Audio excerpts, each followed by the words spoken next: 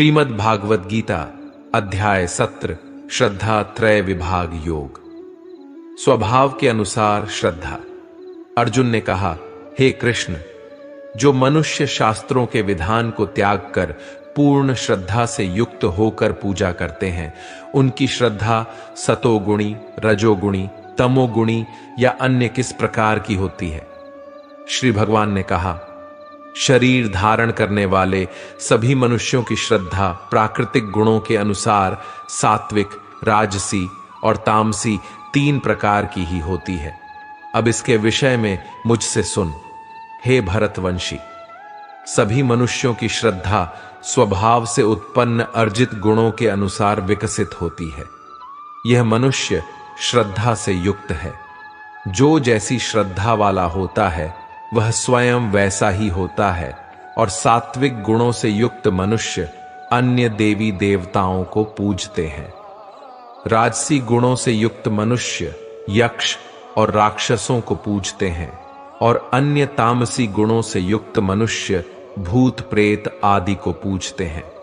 जो मनुष्य शास्त्रों के विधान के विरुद्ध अपनी कल्पना द्वारा व्रत धारण करके कठोर तपस्या करते हैं, ऐसे घमंडी मनुष्य कामनाओं, आसक्ति और बल के अहंकार से प्रेरित होते हैं। ऐसे भ्रमित बुद्धि वाले मनुष्य शरीर के अंदर स्थित जीवों के सम्मुख और हृदय में स्थित मुझ परमात्मा को भी कष्ट देने वाले होते हैं। उन सभी अज्ञानियों को तो निश्चित रूप से असुर ही समझ। स्वभाव के अनुसार आहार, यज्ञ, तप और दान। हे अर्जुन, सभी मनुष्यों का भोजन भी प्रकृति के गुणों के अनुसार 3 प्रकार का प्रिय होता है, और यज्ञ, तप और दान भी 3 प्रकार के होते हैं। इनके भेदों को तू मुझसे सुन। जो भोजन आयु को बढ़ाने वाले, मन बुद्धि को शुद्ध करने वाले, शरीर को स्वस्थ कर शक्ति देने वाले, सुख और संतोष को प्रदान करने वाले, रसयुक्त चिकना और मन को स्थिर रखने वाले तथा हृदय को भाने वाले होते हैं, ऐसे भोजन सतोगुणी मनुष्यों को प्रिय होते हैं। कड़वे, खट्टे, नमकीन, अत्यधिक गर्म, चटपटे, रूखे, जलन उत्पन्न करने वाले भोजन रजोगुणी मनुष्यों को रुचिकर होते हैं, जो कि दुख, शोक तथा रोग उत्पन्न करने वाले होते हैं। जो भोजन अधिक समय का रखा हुआ, स्वादहीन, दुर्गंधयुक्त, सड़ा हुआ, अन्य के द्वारा झूठा किया हुआ और अपवित्र होता है, वह भोजन तमोगुणी मनुष्यों को प्रिय होता है। जो यज्ञ बिना किसी फल की इच्छा से शास्त्रों के निर्देशानुसार किया जाता है, और जो यज्ञ मन को स्थिर करके कर्तव्य समझकर किया जाता है, वह सात्विक किया गया होता है। परंतु हे भारत श्रेष्ठ, जो यज्ञ केवल फल की इच्छा के लिए अहंकार से युक्त होकर किया जाता है, उसको तू राजसी यज्ञ समझ। जो यज्ञ शास्त्रों के निर्देशों के बिना, अन्न का वितरण किए बिना, वैदिक मंत्रों के उच्चारण के बिना, पुरोहितों को दक्षिणा दिए बिना और श्रद्धा के बिना किए जाते हैं, उन यज्ञ को तामसी यज्ञ माना जाता है। ईश्वर, ब्राह्मण, गुरु, माता पिता के समान पूज्यनीय व्यक्तियों का पूजन करना, आचरण की शुद्धता, मन की शुद्धता, इंद्रियों विषयों के प्रति अनासक्ति और मन, वाणी और शरीर से किसी को भी कष्ट न पहुंचाना शरीर संबंधी तप कहा जाता है। किसी को भी कष्ट न पहुंचाने वाले शब्द बोलना, सत्य बोलना, प्रिय लगने वाले हितकारी शब्द बोलना और वेद शास्त्रों का उच्चारण द्वारा अध्ययन करना वाणी संबंधी तप कहा जाता है। मन में संतुष्टि का भाव, सभी प्राणियों के प्रति आदर का भाव, केवल ईश्वरीय चिंतन का भाव, मन को आत्मा में स्थिर करने का भाव और सभी प्रकार से मन को शुद्ध करना मन संबंधी तप कहा जाता है। पूर्ण श्रद्धा से युक्त होकर मनुष्यों द्वारा बिना किसी फल की इच्छा से उपर्युक्त 3 प्रकार से जो तप किया जाता है, उसे सात्विक तप कहा जाता है। जो तप आदर पाने की कामना से, सम्मान पाने की इच्छा से और पूजा कराने के लिए स्वयं को निश्चित रूप से कर्ता मानकर किया जाता है, उसे क्षणिक फल देने वाला राजसिक तप कहा जाता है। जो तप मूर्खतावश अपने सुख के लिए दूसरों को कष्ट पहुंचाने की इच्छा से अथवा दूसरों के विनाश की कामना से किया जाता है, उसे तामसी तप कहा जाता है। जो दान कर्तव्य समझकर बिना किसी उपकार के भावना से उचित स्थान में उचित समय पर और योग्य व्यक्ति को ही दिया जाता है, उसे सात्विक दान कहा जाता है। किंतु जो दान बदले में कुछ पाने की भावना से अथवा किसी प्रकार के फल की कामना से और बिना इच्छा के दिया जाता है, उसे राजसी दान कहा जाता है। जो दान अनुचित स्थान में अनुचित समय पर अज्ञानता के साथ अपमान करके अयोग्य व्यक्तियों को दिया जाता है, उसे तामसी दान कहा जाता है।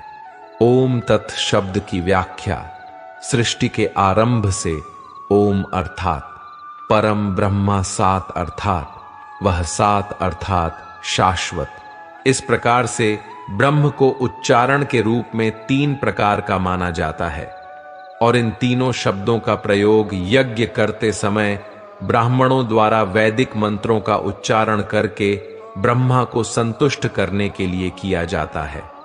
इस प्रकार ब्रह्म प्राप्ति की इच्छा वाले मनुष्य शास्त्र विधि के अनुसार यज्ञ, दान और तप रूपी क्रियाओं का आरंभ सदैव ओम शब्द के उच्चारण के साथ ही करते हैं।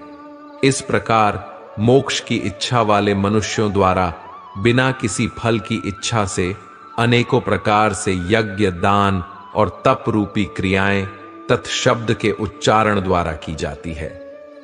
हे पृथापुत्र अर्जुन, इस प्रकार साधु स्वभाव वाले मनुष्यों द्वारा परमात्मा के लिए सत शब्द का प्रयोग किया जाता है तथा परमात्मा प्राप्ति के लिए जो कर्म किए जाते हैं उनमें भी सत शब्द का प्रयोग किया जाता है। जिस प्रकार यज्ञ से, तप से और दान से जो स्थिति प्राप्त होती है उसे भी सत ही कहा जाता है, और उस परमात्मा की प्रसन्नता के लिए जो भी कर्म किया जाता है वह भी निश्चित रूप से सत ही कहा जाता है। हे पृथापुत्र अर्जुन, बिना श्रद्धा के यज्ञ, दान और तप के रूप में जो कुछ भी संपन्न किया जाता है वह सभी असत कहा जाता है। इसलिए वह न तो इस जन्म में लाभदायक होता है और न ही अगले जन्म में लाभदायक होता है। इस प्रकार उपनिषद, ब्रह्म विद्या तथा योग शास्त्र रूप श्रीमद् भागवत गीता के श्री कृष्ण अर्जुन संवाद में श्रद्धा त्रय विभाग योग नाम का 17वां अध्याय संपूर्ण हुआ। श्रीमद् भागवत गीता अध्याय 18 मोक्ष संन्यास योग। अर्जुन, संस्कृत में प्राय प्रयुक्त होने वाले 2 शब्दों संन्यास और त्याग के संबंध में प्रश्न पूछने के साथ संन्यास के विषय पर चर्चा प्रारंभ करता है। हे महाबाहो, हे अंतर्यामिन, केशनाशक संन्यास और त्याग के तत्व को पृथक पृथक जानना चाहता हूं। पंडित जन तो मनोकामना के लिए किए धार्मिक कर्मों के त्याग को संन्यास समझते हैं तथा दूसरे विचार कुशल पुरुष सब कर्मों के फल के त्याग को त्याग कहते हैं। कई एक विद्वान ऐसा कहते हैं कि शास्त्राविधि रहित भक्ति कर्म दोष युक्त है, इसलिए त्यागने के योग्य हैं, और दूसरे विद्वान यह कहते हैं कि यज्ञ, दान और तप रूपी कर्म त्यागने योग्य नहीं है। हे शेर पुरुष अर्जुन, संन्यास और त्याग, इन दोनों में से पहले त्याग के विषय में तू मेरा निश्चय सुन, क्योंकि त्याग 3 प्रकार का कहा गया है। यज्ञ, दान और तप रूप कर्म त्याग करने के योग्य नहीं है, बल्कि वह तो अवश्य कर्तव्य है, क्योंकि यज्ञ, दान और तप ही कर्म बुद्धिमान पुरुषों को पवित्र करने वाले हैं। हे पार्थ, इन यज्ञ, दान और तप रूप कर्मों को तथा भी संपूर्ण कर्तव्य कर्मों को आसक्ति और फलों का त्याग करके करना चाहिए, यह मेरा निश्चय किया हुआ उत्तम मत है। परंतु नियत शास्त्रानुकूल कर्म का त्याग उचित नहीं है। मोह के कारण अज्ञानतावश भाविक होकर उसका त्याग कर देना तामस त्याग कहा गया है। जो कुछ भक्ति साधना का व शरीर निर्वाह के लिए कर्म है, दुःखरूप ही है, ऐसा समझकर यदि कोई शारीरिक क्लेश के भय से अर्थात कार्य करने को कष्ट मानकर कर्तव्य कर्मों का त्याग कर दे, तो वह ऐसा राजस त्याग करके त्याग के फल को किसी प्रकार भी नहीं पाता। हे अर्जुन, जो शास्त्रानुकूल कर्म करना कर्तव्य है, इसी भाव से आसक्ति और फल का त्याग करके किया जाता है, वही सात्विक त्याग माना गया है। अकुशल कर्म से तो द्वेष नहीं करता और कुशल कर्म में आसक्त नहीं होता, वह सत्व गुण से युक्त पुरुष संशय रहित बुद्धिमान और सच्चा त्यागी है। क्योंकि शरीरधारी किसी भी मनुष्य के द्वारा संपूर्णता से सब कर्मों का त्याग किया जाना शक्य नहीं है। जो कर्म फल का त्यागी है वही त्यागी है, यह कहा जाता है।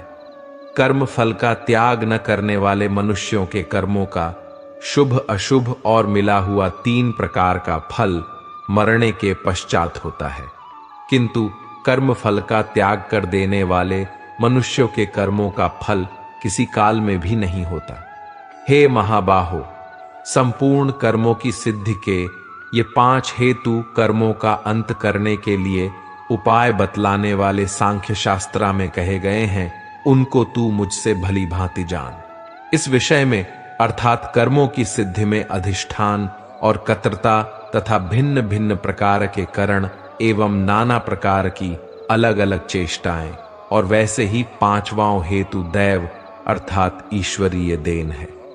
मनुष्य मन, वाणी और शरीर से शास्त्रानुकूल अथवा विपरीत जो कुछ भी कर्म करता है, उसके ये 5 कारण हैं। परंतु ऐसा होने पर भी जो मनुष्य अशुद्ध बुद्धि होने के कारण उस विषय में यानी कर्मों के होने में केवल जीवात्मा अर्थात जीव को कर्ता समझता है, वह दुर्बुद्धि वाला अज्ञानी यथार्थ नहीं समझता। जिसे मैं कर्ता हूं ऐसा भाव नहीं है, तथा जिसकी बुद्धि लिपायमान नहीं होती, वह इन सब लोकों को मारकर भी न तो मारता है और न बंधता है। ध्याता ज्ञान और झेय यह 3 प्रकार की कर्म प्रेरणा है, और कर्तृता करनी तथा क्रिया यह 3 प्रकार का कर्म संग्रह है। गुणों की संख्या करने वाले शास्त्रा में ज्ञान और कर्म तथा कर्तृता गुणों के भेद से 3-3 प्रकार के ही कहे गए हैं। उनको भी तू मुझसे भली भांति सुन। जिस ज्ञान से मनुष्य पृथक पृथक सब प्राणियों में एक अविनाशी परमात्मा भाव को विभाग रहित संभाव से स्थित देखता है, उस ज्ञान को तो तू सात्विक जान। किंतु जो ज्ञान संपूर्ण प्राणियों में भिन्न भिन्न प्रकार के नाना भावों को अलग अलग जानता है, उस ज्ञान को तू राजस जान। परंतु जो ज्ञान एक कार्य रूप शरीर में ही संपूर्ण के सदृश आसक्त है, तथा जो बिना युक्ति वाला, बिना सोचे व बिना कारण के तुच्छ है, वह तामस कहा गया है। जो कर्म शास्त्रानुकूल कर्तृतापन के अभिमान से रहित हो तथा फल न चाहने वाले द्वारा बिना राग द्वेष के किया गया हो, वह सात्विक कहा जाता है। परंतु जो कर्म बहुत परिश्रम से युक्त होता है तथा भोगों को चाहने वाले पुरुष या अहंकार युक्त किया जाता है, वह कर्म राजस कहा गया है। जो कर्म परिणाम, हानि, हिंसा और सामर्थ्य को न विचार कर केवल अज्ञान से आरंभ किया जाता है, वह कर्म तामस कहा जाता है। कर्तृता संग्रहित अहंकार के वचन न बोलने वाला धैर्य और उत्साह से युक्त तथा कार्य के सिद्ध होने और न होने में विकारों से रहित सात्विक कहा जाता है। कर्तृता आसक्ति से युक्त कर्मों के फल को चाहने वाला और लोभी है तथा दूसरों को कष्ट देने के स्वभाव वाला अशुद्धाचारी और हर्ष शोक से लिप्त है, वह राजस कहा गया है। कर्तृता अयुक्त स्वभाविक घमंडी धूर्त और दूसरों की जीविका का नाश करने वाला तथा शोक करने वाला आलसी और आज के कार्य को कल पर छोड़ना तामस कहा जाता है। हे धनंजय, अब तू बुद्धि का और धृति का भी गुणों के अनुसार 3 प्रकार का भेद मेरे द्वारा संपूर्णता से विभाग पूर्वक कहा जाने वाला सुन। हे पार्थ, जो बुद्धि प्रवृत्ति मार्ग और निवृत्ति मार्ग को, कर्तव्य और अकर्तव्य को, भय और अभय को तथा बंधन और मोक्ष को यथार्थ जानती है, वह बुद्धि सात्विकी है। हे पार्थ, मनुष्य जिस बुद्धि के द्वारा धर्म और अधर्म को तथा कर्तव्य और अकर्तव्य को भी यथार्थ नहीं जानता, वह बुद्धि राजसी है।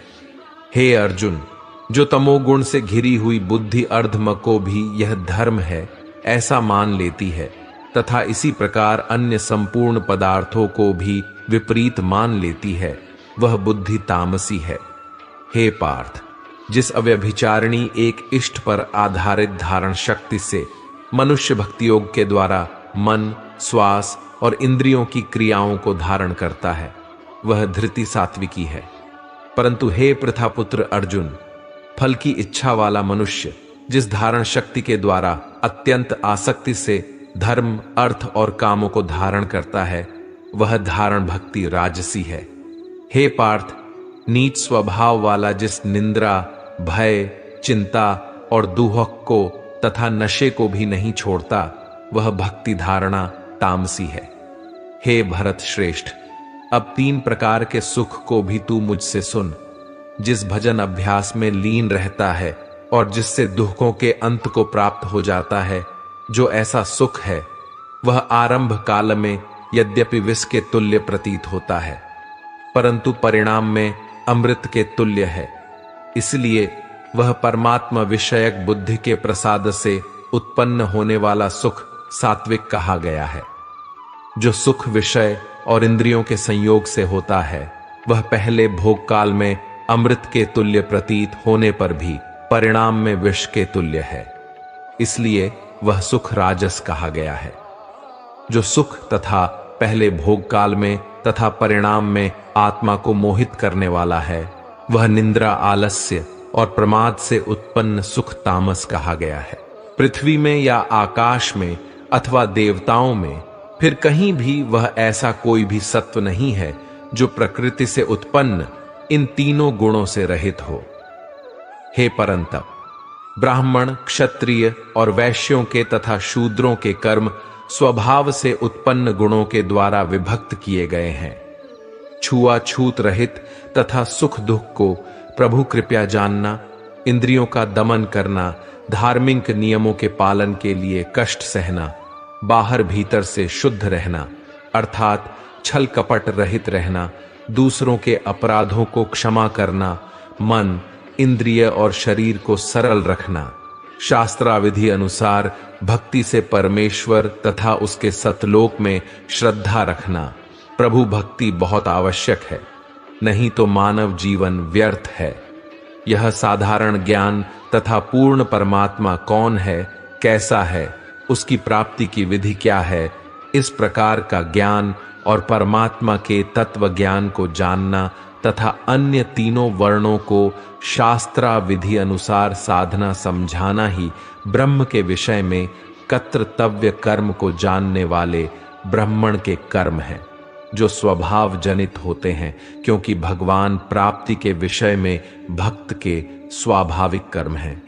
शूरवीरता, तेज, धैर्य, चतुरता और युद्ध में भी न भागना, दान देना और पूर्ण परमात्मा में रुचि, स्वामी भाव, ये सब के सभी क्षत्रिय के स्वाभाविक कर्म हैं।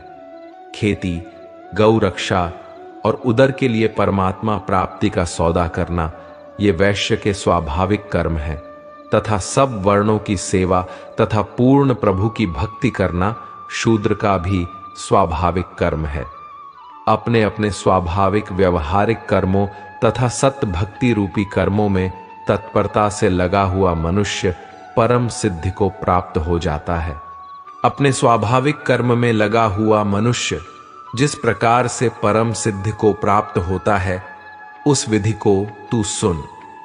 जिस परमेश्वर से संपूर्ण प्राणियों की उत्पत्ति हुई है और जिससे यह माया रूप समस्त जगत व्याप्त है, उस परमेश्वर की अपने स्वाभाविक कर्मों द्वारा अर्थात हठ योग न करके सांसारिक कार्य करता हुआ पूजा करके मनुष्य सिद्धि को प्राप्त हो जाता है। गुण रहित स्वयं मनमाना अर्थात शास्त्र विधि रहित अच्छी प्रकार आचरण किए हुए दूसरे के धर्म अर्थात धार्मिक पूजा से अपना धर्म अर्थात शास्त्र विधि अनुसार धार्मिक पूजा श्रेष्ठ है। अपने वर्ण के स्वाभाविक अर्थात जो भी जिस क्षत्रिय वैश्य ब्राह्मण व शूद्र वर्ण में उत्पन्न है कर्म तथा भक्ति कर्म करता हुआ पाप को प्राप्त नहीं होता। हे कुंती पुत्र, दोष युक्त होने पर भी सहज योग अर्थात वर्णानुसार कार्य करते हुए शास्त्र विधि अनुसार भक्ति कर्म को नहीं त्यागना चाहिए, क्योंकि धुएं से अग्नि की भांति सभी कर्म दोष से युक्त हैं। सर्वत्र आसक्ति रहित बुद्धि वाला स्पृहा रहित और बुरे कर्मों से विजय प्राप्त भक्त आत्मा तत्व ज्ञान के अतिरिक्त सर्वजनों से संन्यास प्राप्त करने वाले द्वारा उस परम अर्थात सर्वश्रेष्ठ पूर्ण पाप विनाश होने पर जो पूर्ण मुक्ति होती है उस सिद्ध अर्थात परम गति को प्राप्त होता है, जो कि ज्ञान की श्रेष्ठ उपलब्धि है। उस नैष्कर्म्य सिद्धि को जिसे प्राप्त होकर परमात्मा को प्राप्त होता है, उस प्रकार को हे कुंती पुत्र तू संक्षेप में ही मुझसे समझ।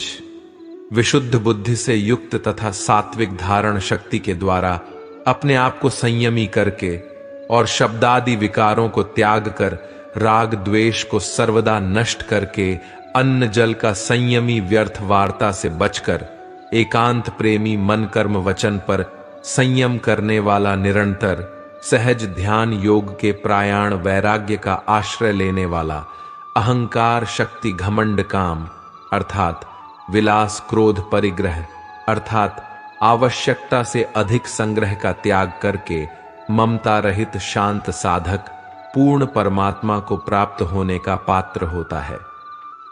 परमात्मा प्राप्ति योग्य हुआ प्राणी प्रसन्न मन वाला योगी न शोक करता है न आकांक्षा ही करता है। ऐसा समस्त प्राणियों में एक जैसा भाव वाला मेरे वाली शास्त्रानुकूल श्रेष्ठ भक्ति को प्राप्त हो जाता है। वह भक्त मुझको जो और जितना हूं ठीक वैसा का वैसा तत्व से जान लेता है तथा उस भक्ति से मुझको तत्व से जानकर तत्काल ही पूर्ण परमात्मा की भक्ति में लीन हो जाता है। मेरे द्वारा बताए शास्त्रानुकूल मार्ग के आश्रित अर्थात मतावलंबी संपूर्ण कर्मों को सदा करता हुआ भी मेरे उस मत अर्थात शास्त्रानुकूल साधना के पूर्ण ज्ञान की कृपया से सनातन अविनाशी पद को प्राप्त हो जाता है। सब कर्मों को मन से त्याग कर तथा ज्ञान योग को आश्रय करके मेरे मत पर आधारित होकर और निरंतर मेरे में चित वाला हो, मेरे में चित वाला होकर तू मेरे द्वारा बताई शास्त्रानुकूल विचारधारा की कृपया से समस्त संकटों को अनायास ही पार कर जाएगा। और यदि अहंकार के कारण मेरे वचनों को न सुनेगा तो नष्ट हो जाएगा, अर्थात योग भ्रष्ट हो गया तो नष्ट हो जाएगा। जो तू अहंकार का आश्रय लेकर यह मान रहा है कि मैं युद्ध नहीं करूंगा, तेरा यह निश्चय मिथ्या है, क्योंकि तेरा क्षत्रिय स्वभाव तुझे जबरदस्ती युद्ध में लगा देगा। हे कुंती पुत्र, जिस कर्म को तू मोह के कारण करना नहीं चाहता उसको भी अपने पूर्वकृत स्वाभाविक क्षत्रिय कर्म से बंधा हुआ परवश होकर करेगा। हे अर्जुन, शरीर रूप यंत्रा में आरूढ़ हुए संपूर्ण प्राणियों को अंतर्यामी ईश्वर अपनी माया से उनके कर्मों के अनुसार भ्रमण करवाता हुआ सब प्राणियों के हृदय में स्थित है। हे भारत, तू सब प्रकार से उस परमेश्वर की ही शरण में जा। उस परमात्मा की कृपा से ही तू परम शांति को तथा सदा रहने वाला सतलोक को अर्थात सतलोक को प्राप्त होगा। इस प्रकार गोपनीय से अति गोपनीय ज्ञान मैंने तुझसे कह दिया। इस रहस्य युक्त ज्ञान को पूर्णतया भली भांति विचार कर, जैसे चाहता है वैसे ही कर। संपूर्ण गोपनीयों से अति गोपनीय मेरे परम रहस्य युक्त हितकारक वचन तुझे फिर कहूंगा, इसे सुन। यह पूर्ण ब्रह्म मेरा पक्का निश्चित इष्ट देव अर्थात पूज्य देव है। एक मन वाला मेरा मतानुसार भक्त हो, मतानुसार मेरा पूजन करने वाला मुझको प्रणाम कर। मैं तुझे संपूर्ण पापों से छुड़वा दूंगा, तू शोक मत कर। तुझे यह गीता रूप रहस्यमय उपदेश किसी भी काल में न तो तप रहित मनुष्य से कहना चाहिए, न भक्ति रहित से, और न बिना सुनने की इच्छा वाले से ही कहना चाहिए, तथा जो मुझ में दोष दृष्टि रखता है उसे नहीं कहना चाहिए। जो पुरुष मुझ में परम भक्ति करके इस परम रहस्य युक्त गीता शास्त्राओं भक्तों में कहेगा, वह मुझको ही प्राप्त होगा, इसमें कोई संदेह नहीं है। उससे बढ़कर मेरा प्रिय कार्य करने वाला मनुष्यों में कोई भी नहीं है, तथा पृथ्वी भर में उससे बढ़कर मेरा प्रिय दूसरा कोई भविष्य में होगा भी नहीं। जो पुरुष इस धर्ममय हम दोनों के संवाद रूप गीता शास्त्र को पढ़ेगा, उसके द्वारा भी मैं ज्ञान यज्ञ से पूज्य देव होऊंगा, ऐसा मेरा मत है।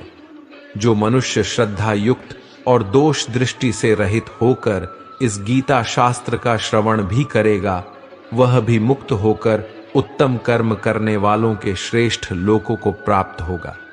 हे पार्थ, क्या इस गीता शास्त्रा को तूने एकाग्र चित्त से श्रवण किया? और हे धनंजय, क्या तेरा अज्ञान जनित मोह नष्ट हो गया? हे अच्युत, आपकी कृपया से मेरा मोह नष्ट हो गया और मुझे ज्ञान प्राप्त हो गया। संशय रहित होकर स्थित हूं, अतः आपकी आज्ञा का पालन करूंगा। हे राजन, श्री हरि के उस अत्यंत विलक्षण रूप को भी पुनः पुनः सुमरण करके मेरे चित्त में महान आश्चर्य होता है और बार बार हर्षित हो रहा हूं। जहां योगेश्वर भगवान श्री कृष्ण हैं और जहां गांडीव धनुषधारी अर्जुन हैं, वहीं पर श्री विजय विभूति और अचल नीति है, मेरा मत है। इस प्रकार उपनिषद, ब्रह्म विद्या तथा योग शास्त्र रूप श्रीमद् भागवत गीता के श्री कृष्ण अर्जुन संवाद में मोक्ष संन्यास योग नाम का 18वां अध्याय संपूर्ण हुआ। दोस्तों, आप सभी लोगों को हमारा यह वीडियो देखने के लिए बहुत बहुत धन्यवाद। उम्मीद है आपको यह वीडियो पसंद आया होगा। अगर पसंद आया हो तो हमारे चैनल को सब्सक्राइब करें और बेल नोटिफिकेशन आइकॉन को भी ऑन कर लीजिए। मिलते हैं अगले वीडियो में, तब तक के लिए अपना ख्याल रखिएगा। बहुत बहुत धन्यवाद। जय श्री राधे कृष्णा।